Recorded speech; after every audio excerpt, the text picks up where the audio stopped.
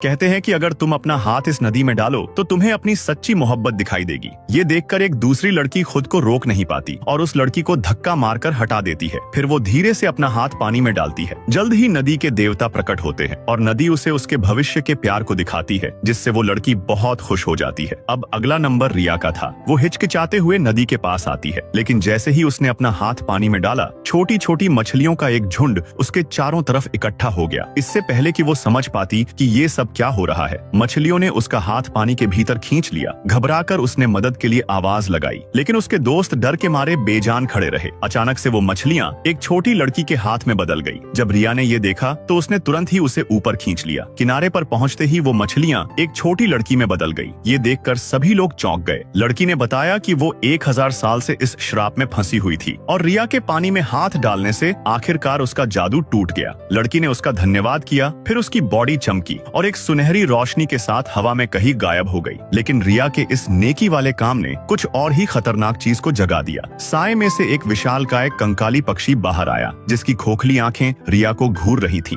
रिया को लगा कि वो पंछी उसे खा जाएगा, लेकिन उसने उसके सामने शांति से व्यवहार किया। लगा जैसे वो रिया से मदद मांग रहा हो। फिर रिया अपना हाथ आगे बढ़ाकर उसे समझने की कोशिश करने लगी, लेकिन उसके पीछे खड़े राजकुमार को लगा कि वो रिया को मारने वाला है। इसी के कारण राजकुमार भागता हुआ आया और उसने अपनी जादुई तलवार उस पंछी के सीने में घुसा दी। अगले ही पल उस पंछी ने अपनी ऊर्जा खो दी और हड्डियों के ढांचे में बिखर गया। रिया ने गुस्से में आकर राजकुमार को थप्पड़ मार दिया, क्योंकि उसकी लापरवाही की वजह से एक बेगुनाह पंछी की जान चली गई थी। प्रोफेसर ने सभी को अपने कमरे में वापस लौटने के लिए कहा। फिर उन्होंने रिया को बताया कि यहाँ हर कोई एक खास मकसद के लिए आता है और जिस तरह से तुमने उस लड़की को बचाया साबित करता है कि तुम वो पहली सच्ची राजकुमारी हो जो एक बहुत लंबे समय बाद इस स्कूल में आई है। अगले दिन प्रोफेसर ने सभी लोगों को हॉल में इकट्ठा होने के लिए कहा। फिर उन्होंने एक एक करके सभी के हाथ में पिन चुभोना शुरू कर दिया, जिससे उन सभी की उंगलियां चमकने लगी और उनकी पावर अनलॉक हो गई।